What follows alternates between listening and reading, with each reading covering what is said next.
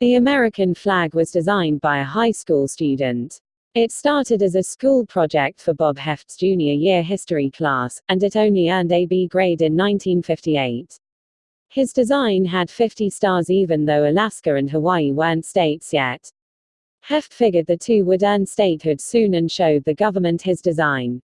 After President Dwight D. Eisenhower called to say his design was approved, Heft's teacher changed his grade from B grade to an A grade.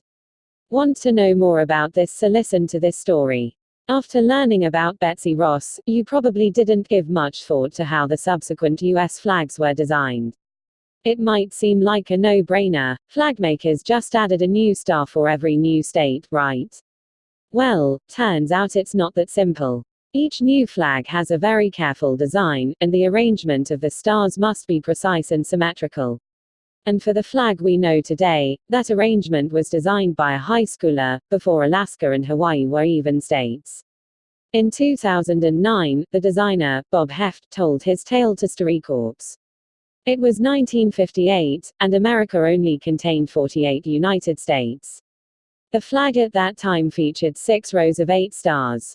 Heft's history teacher assigned a class project where each student had to bring in something they made.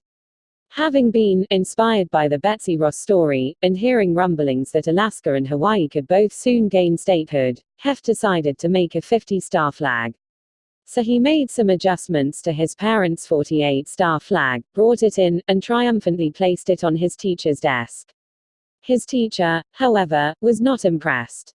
Heft remembers him asking why it had extra stars, chiding, "You don't even know how many states we have." Heft's teacher gave the project a B-. But Heft protested the low grade. He told StoryCorps that for each new flag, the goal is to add stars so no one can tell there's a change in the design. And he felt that his design, with 5 rows of 6 stars and 4 rows of 5, did that perfectly. His teacher told him, "If you don't like your grade, get it accepted into Washington, then come back and I might consider changing your grade." Heft heartily accepted the challenge. He spent the next 2 years making calls and writing letters to the White House. He even reached out to one of his state representatives, Walter H. Moeller from Ohio, who advocated for Heft's design. During this time, Alaska became the 49th state, and a 49-star flag briefly flew. After Hawaii gained statehood as well, Heft got the call he'd been hoping for. President Eisenhower told him that his flag design had been chosen out of over 1,000. On July 4, 1960, Heft went to the White House to see his school project design become the official American flag. In 2007, the 50-star flag became the longest-running U.S. flag. And, yes, his teacher did update his grade to an A. And Heft didn't stop there. After his 50-star design got accepted, he decided to keep ahead of the times by designing a 51-star flag as well. Sadly, he passed away in 2009, but he gave his 51-star design to a state representative just in case. And if the speculation about Washington, D.C. or Puerto Rico gaining statehood proves true, that flag might be put to use too. This would make Heft the only person to design 2 United States flags.